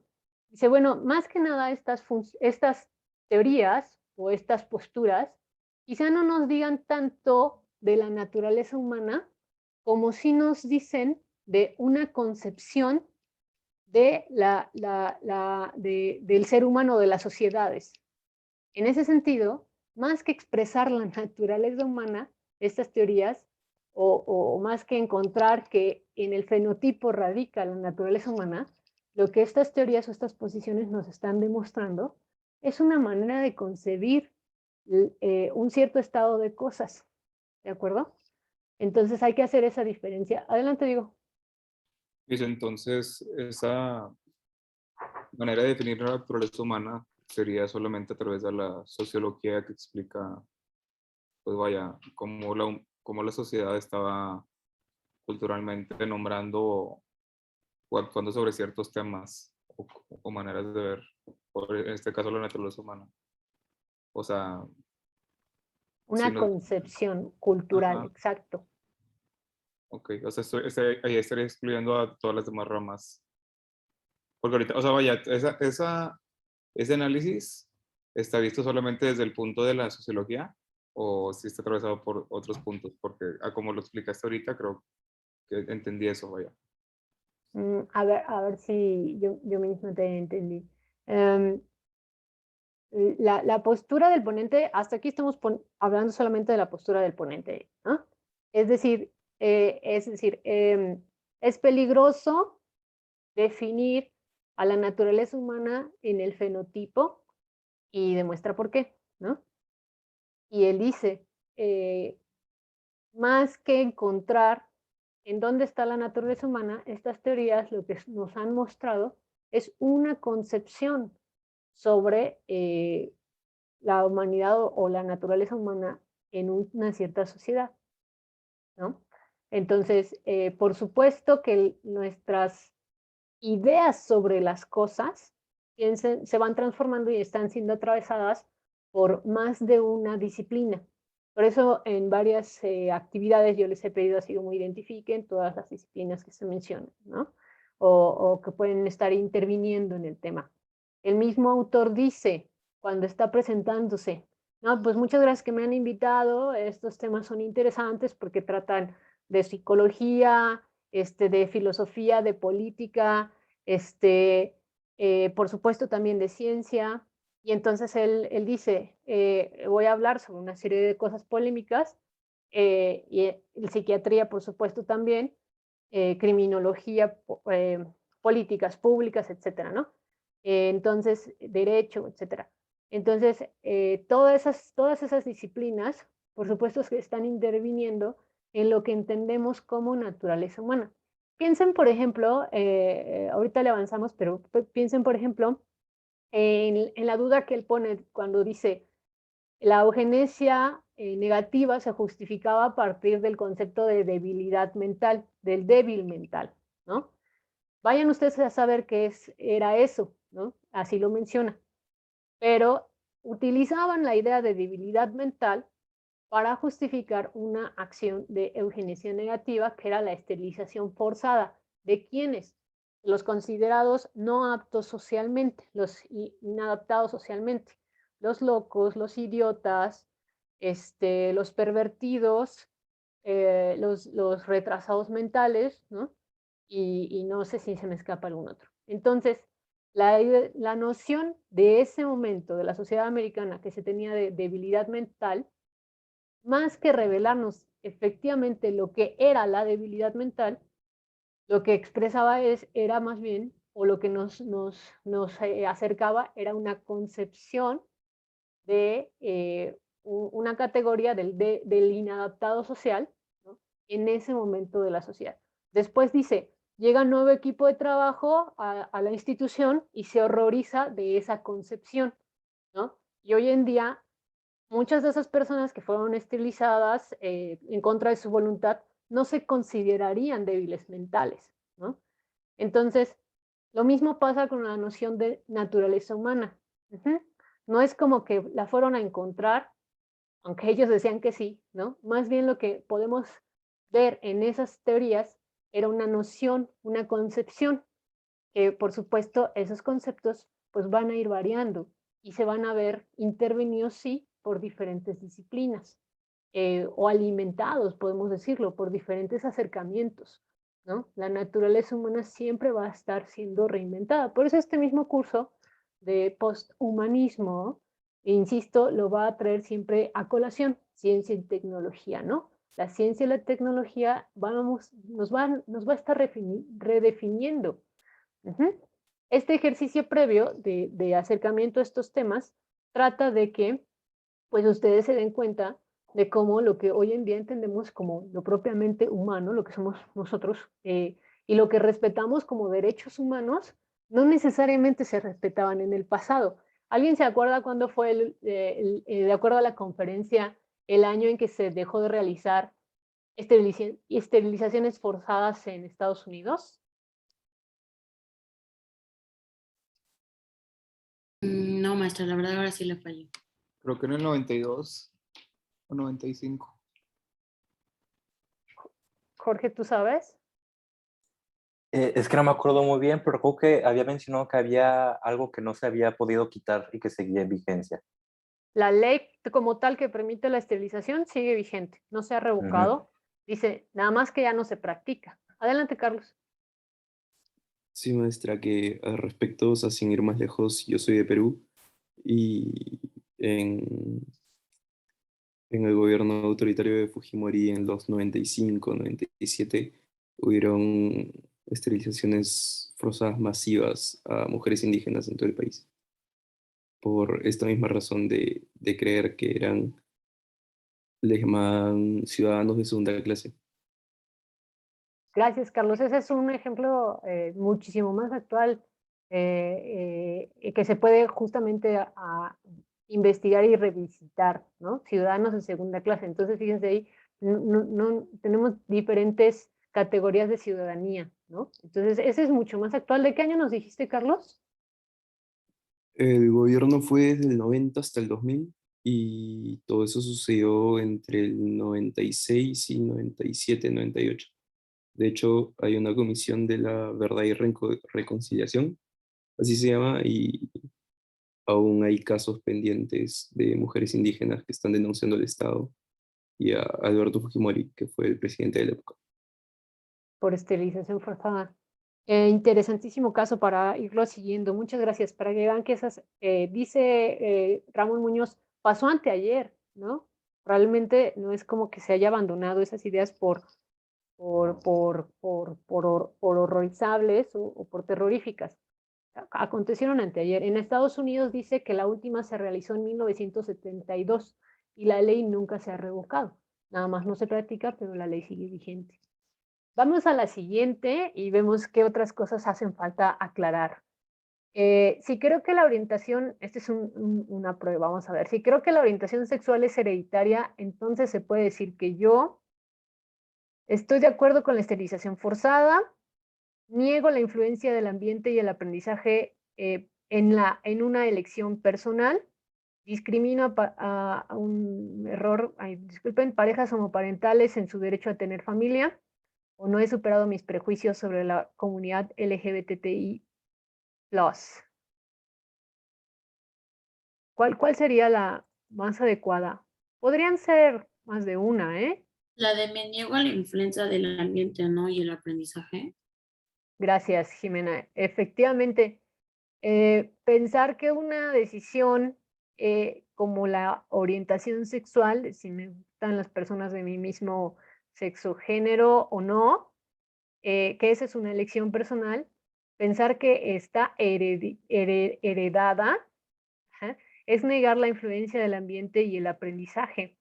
Aquí en la conferencia también lo pueden ver cuando critica, cuando se menciona que un padre, digamos, socialmente agresivo, necesariamente va a tener una descendencia en donde los hijos y las hijas también van a tener estos problemas de sociabilidad. Y eso dice, pero eso cómo es posible, ¿no? O sea, a ver, pues ¿por qué eso sería posible, no?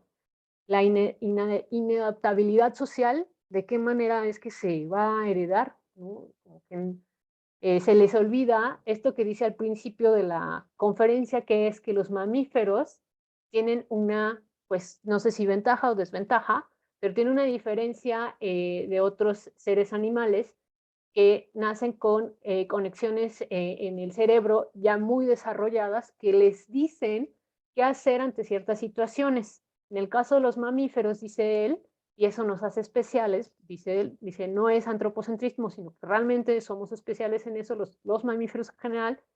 El periodo de aprendizaje en el cual postnatal, dice, después del nacimiento, en el cual vamos a ir aprendiendo a cómo comportarnos, es muy extendido y particularmente en los seres humanos es muchísimo, muy extendido, ¿no?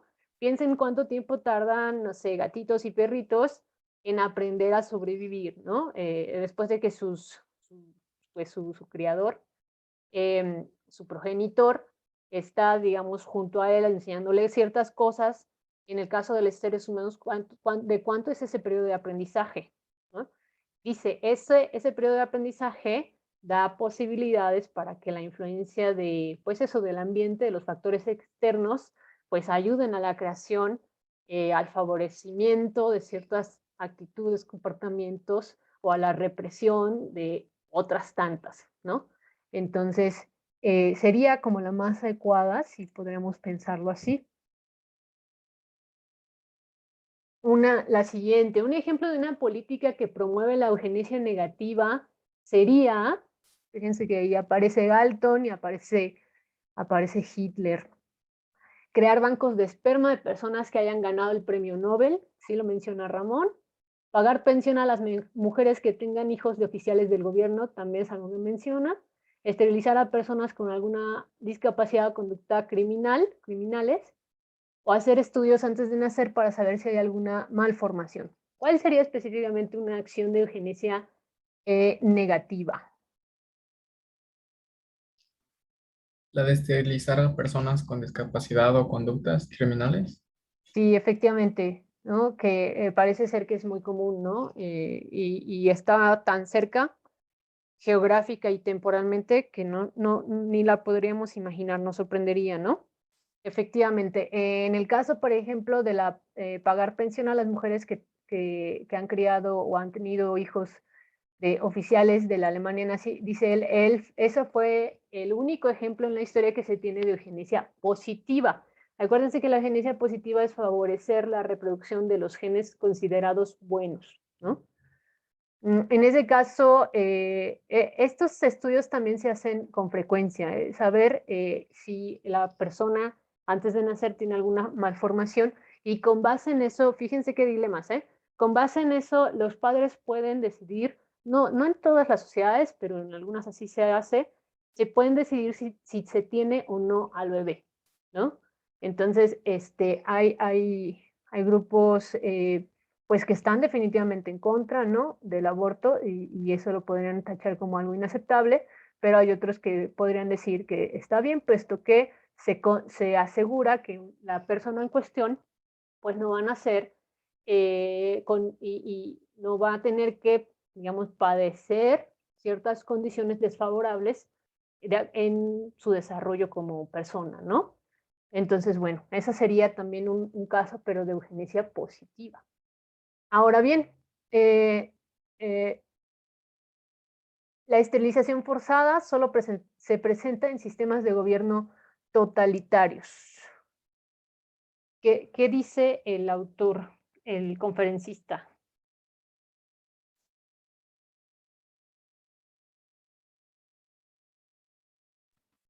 Creo que es falso, Miss. ¿Y qué ejemplos pone de diferentes sistemas de gobierno? Alemania y Estados Unidos.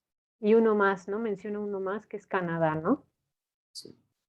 Exacto. Y entonces dice, bueno, parece que cuando un sistema de gobierno como fue el de Alemania en esa época es así, totalitario, es decir, que no hay derecho a la disidencia, que se impone una cierta ideología y se enseña por todos lados, etc. Este tipo de políticas nos sorprenden, pero en el caso de una sociedad democrática, ese tipo de políticas hay que saber por qué pasaron, ¿no? Incluso pues estudia el caso de Emma Bock, y de la apelación que hacen de un abogado en el estado de Virginia en la Suprema Corte de Justicia de Estados Unidos. No es poca cosa. Lleva el caso, ¿no? Litiga, dice, esto es anticonstitucional, ¿no? Respeta los derechos de los ciudadanos libres, ¿no? Entonces, ya nos lo mencionó Carlos, diciendo, bueno, es que hay leyes que también les van a poner matices, ¿no? Bueno, pero es que ciudadano de primera clase y ciudadano de segunda categoría, ¿no? En este caso, la legislación americana, pues justamente determina que los imbéciles no son ciudadanos o no deben de gozar de los mismos derechos que sí aquellos que no se consideran imbéciles, ¿no? Entonces, la Suprema Corte de Justicia avala ese tipo de acciones. Entonces, con todos los mecanismos que se pueden distinguir en una democracia, la división de poderes, etcétera, todavía impera pues este tipo de nociones que tenemos de categorías de personas, ¿no? Bueno, la siguiente, ya casi para terminar. La ciencia busca el bienestar y el progreso de la sociedad, por tanto sus descubrimientos o teorías son siempre positivos. De acuerdo a la opinión de Ramón, o de acuerdo a la exposición de Ramón, nosotros podríamos estar de acuerdo o no, pero de acuerdo a lo que el ponente explica, ¿qué sería? Es falso. Sería falso. ¿Por qué lo demuestra o de qué manera lo menciona? No sé específicamente, pero pues, por todas las cosas que o sea, que se han establecido a través de eso. O sea, cómo ha criticado todas estas investigaciones. Claro, él dice que podemos pensar que estas ideas son, digamos, de gente conservadora, ¿no? Que quiere, pues, justificar un estado de dominación. Dice, pero no ha sido así en todos los casos. Él habla de justamente el antropólogo que desarrolla la criminología y habla de Galton y dice, fueron hombres progresistas, querían el bien para la sociedad, ¿no? Realmente querían encontrar una manera científica de resolver los problemas. Y sí, vaya que estaban atentos a los problemas, el crimen, ¿no? Digamos, no sé, la idea de que las razas humanas pueden ser mejores si les ayudamos un poco, ¿no? Si hacemos ahí una intervención artificial, podemos mejorar las razas y las sociedades, ¿no? Dice, ellos estaban pues justamente en la corriente liberal, en la corriente progresista de la ciencia. Por supuesto que hay quienes desde las alas más conservadoras pues ven no con buenos ojos el hecho de que las sociedades o digamos los niños que no van bien en la escuela, etcétera, se les ayude. Por supuesto que hay gente que va a opinar desde ese lugar de privilegio, ¿no? Pero hay otros que sí quieren un mejoramiento de las sociedades y sin embargo, dice él, el problema es que justamente tomar esos estudios, tomar esas teorías, puede tener consecuencias nefastas. Si se acuerdan, si pueden repasar la conferencia, verán cómo aquel que escribió la historia de estos Calligans, si no recuerdo mal, que es justamente esa genealogía que hace de un soldado americano que tiene hijos con la criada de la familia y hijos con la esposa decente. Esa persona que escribe esa genealogía y que dice, claro, lo que pasa es que esa criada que era débil mental, pues tuvo una descendencia en donde había alcohólicos, inmorales, etcétera, etcétera, etcétera, y pretende justificar como una base genealógica digamos, este daño que hubo al Estado, pues, ¿no? Y dice, si se hubiera evitado ese primer nacimiento, esa reproducción, aunque además ni siquiera se habla de que ha sido un abuso en contra de la mujer, ¿no? Simplemente dice, bueno, si ella no hubiera tenido hijos, si la hubieran esterilizado, dice, ¿no? Casi, casi, pues se hubiera ahorrado al Estado un montón de cosas, ¿no? Esa misma persona acaba arrepintiéndose, desdiciéndose de su posición. Después dice, no, puede ser que los factores ambientales sean más bien los que producen ese tipo de conductas, ¿no? Entonces, hasta los mismos científicos son capaces de reconocerlo, ¿no? Y bueno, ya para terminar, no quiero interrumpirlos más, quizá nos saltamos esa vista. Bueno, podemos, quienes se gusten quedar, podemos revisar qué es lo que dice Rick y Morty a propósito de la eugenesia. Un par más. Son ejemplos en los que la ciencia ha buscado responsabilizar a los genes de las conductas humanas. El macho violento, el supermacho, la coerción sexual y la prostitución es una opción. El nazismo, la esterilización forzada y la debilidad mental. El altruismo, la orientación sexual y la inteligencia. El Producto Interno Bruto, los test de inteligencia y el libre albedrío. ¿Cuál sería la más apropiada? Pues hay dos, ¿no, maestra? ¿Cuáles serían, por O ejemplo? sea, yo diría que el primero del macho violento y el segundo el del altruismo, la orientación sexual y la inteligencia. O sea, diría que ambos corresponden, sin embargo, o sea, en este caso yo siento que es más al altruismo, la orientación sexual y la inteligencia. Ok. Aunque también la del nazismo como que juega un poco ahí. Ok. ¿Quién más opina a favor de uno o Según de yo, otro?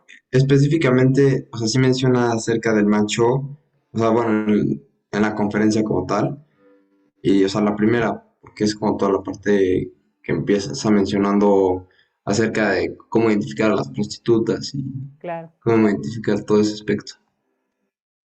Claro, sí, efectivamente, no se olviden que los profesores somos expertos en diseñar distractores de la respuesta correcta. Siempre habrá respuestas que se parezcan a la correcta, pero por un detalle muy fino no lo serán. En el caso del de la orientación sexual y la inteligencia, sí efectivamente podrían ser atribuidos a los genes en esta visión determinista biológica, pero el altruismo, de acuerdo a justamente este señor que escribe a propósito del gen egoísta, Dankins, el altruismo lo menciona como un error de la selección natural. En ese sentido, no sería atribuible a los genes, sino a un error de la selección natural. Dice, el altruismo no está ayudándole en nada a los genes a reproducirse. Entonces es así una anomalía. No, el altruismo dice, lo repite hacia el final de su conferencia, dice, ¿quiénes han tenido que definir o quiénes se han visto en la urgencia de definir al altruismo como una anomalía? Cuando nuevos estudios, siempre salen nuevos estudios para todo, tómenlo en cuenta además, nos han demostrado que hay algo que se llama neuronas espejo, que son la base de nuestra empatía. Entonces, realmente nosotros sentimos empatía por cualquier situación angustiante o dolorosa que veamos en otros seres vivos, por una reacción cerebral que producen las neuronas espejo.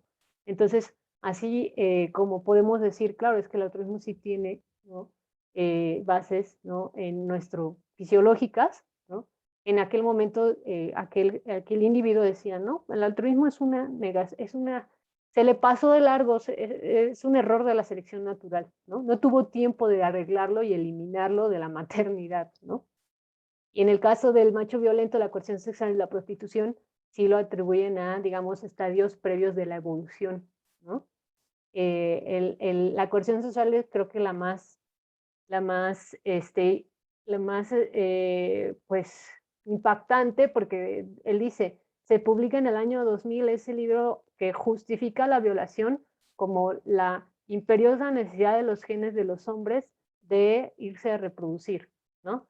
Entonces, los violadores, las personas que obligan a las mujeres a tener sexo con ellas sin su consentimiento, pues no están más que obedeciendo a su genética, a su instinto de que los genes se reproduzcan, ¿no? Y contra ello, pues casi que no pueden hacer nada, ¿no? Pero en este caso entonces sí sería la primera, ¿no, maestra? Sí, sí, insisto, sí puede ser la segunda también, si vemos al altruismo hoy en día con la lupa de las nuevas investigaciones, ¿no? Que ya nos dicen que podría ser la empatía si tener esa reacción pues natural, involuntaria casi. Pero en ese momento se creía que no. Esta es sencillita. El ponente define a la inteligencia como la capacidad de resolver un problema. me gusta ponerla para que piensen también sobre todo en el nuevo concepto de la inteligencia artificial. ¿Ustedes qué creen? ¿Es la capacidad de resolver un problema?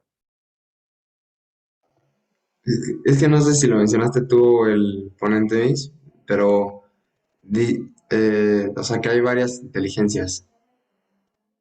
Creo que sí lo mencionó usted. También el ponente, y ahí tiene Ah, una diapositiva, dice interpersonal, musical, ah, artística. ¿Qué más dice? dice Sinestésica. emocional. Ajá, Bueno, exacto, pero sí son varias, no solo es una. exacto. Entonces, digamos que aquí la lección es que definir un tipo de inteligencia se vuelve problemático, ¿no? Y si creemos que la inteligencia es solamente de un tipo, bueno, ya hay quienes nos contraargumentarán y me van a decir, ¿no? Pues hay toda esta serie de inteligencias. Pues bueno, resulta pues que estos test de inteligencia que se hacen justamente para medir el nivel de inteligencia, pues ¿qué están midiendo? Están midiendo mi inteligencia emocional, están midiendo mi inteligencia sinestésica, están midiendo mi razonamiento lógico matemático, ¿qué están midiendo? ¿No? Entonces vuelve a ser problemático pues que ustedes definan a la inteligencia como una única cosa, ¿no? Entonces él dice, en términos muy generales, al final de cuentas la inteligencia es la capacidad de resolver un problema. Entonces, el problema puede ser de muchas índoles, ¿no? Puede ser un problema interpersonal, puede ser un problema matemático, puede ser un problema económico, etcétera. Y pues ahí se pondrá en juego nuestras habilidades, las que sea que tenga cada quien, para resolver ese problema. Entonces, bueno, en este caso sería así verdadero, porque sí, en términos muy generales, la inteligencia sería la capacidad de resolver un problema y tendríamos diferentes tipos de maneras de resolver diferentes tipos de problemas. Cuando se busca definir, como piensan en el Producto Interno Bruto, en la gráfica que pone, ¿no? Si se dieron cuenta, ahí México sale como en amarillito, ¿no? Así como en la media. Los niveles de inteligencia. Y hacen una correlación entre los niveles de inteligencia y la riqueza de las naciones y están diciendo, claro, como los europeos tienen más inteligencia, pues por eso se entiende, se justifica que tengan más dinero. Y los africanos tienen menos inteligencia, o sea, salen mal en los test de coeficiente intelectual, se entiende entonces que sean países subdesarrollados. Bueno, y entonces el colonialismo se les olvida por completo, ¿no? O sea, parece ser que no tiene que ver, que la correlación no podría ser al revés. Entre más dinero tienes, más oportunidades tienes de volverte inteligente, ¿no? Es más o menos la posición del autor. Bueno, avancemos. Tratándose de adaptarse al medio y sobrevivir, ¿cuál respuesta resulta más efectiva? ¿La del intercambio económico, la cultural, aquella que busca llegar a acuerdos o la biológica? ¿Ustedes qué se acuerdan? Ya lo menciono hacia el final. La biológica, ¿no, maestra?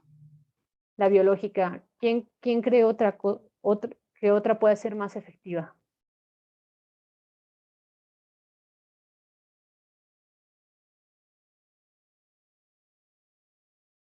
O sea, hablando de lo humano, creo que la cultural, porque necesariamente, bueno, la mayoría de los humanos viven en sociedad, entonces va muy atravesado con eso. El ponente menciona sí, argumenta a favor de la cultural. Uno de sus argumentos es cuando habla sobre la evolución sintética, que es un concepto que se desarrolla después de Darwin, por supuesto, dice, la cultura tiene la ventaja de que no necesita lazos consanguíneos para enseñar estrategias de sobrevivencia. Entonces, la cultura se reproduce o se difunde mucho más rápidamente que las estrategias adaptativas que tienen la misma biología. Entonces, mientras que la evolución biológica o la adaptación biológica es lenta, la adaptación cultural a los nuevos sistemas, a las nuevas condiciones de vida, se vuelve mucho más efectiva porque es más rápida y no necesita de estos lazos consanguíneos.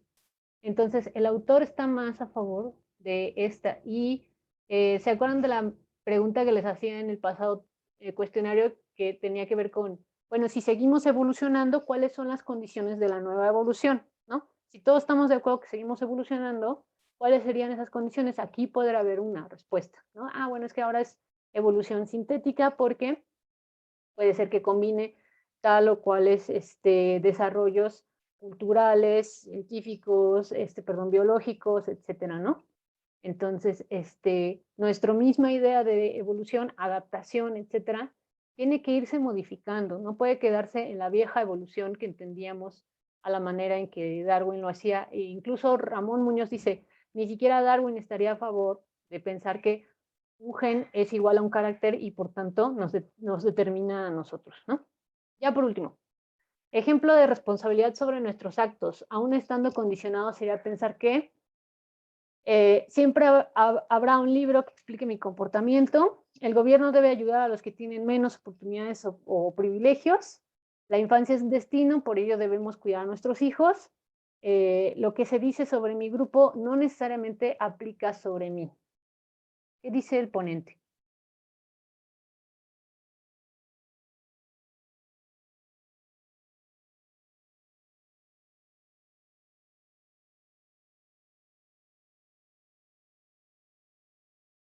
Ya lo menciona hacia el final. Lo que se dice sobre mi grupo no necesariamente aplica sobre mí. Bueno, es que él decía que no necesariamente era su opinión, o sea, como que sí tocó todos estos temas, pero luego cambió de que su opinión no. Claro, es su opinión, así lo afirma, en mi opinión, y ya declara tal cosa, ¿no?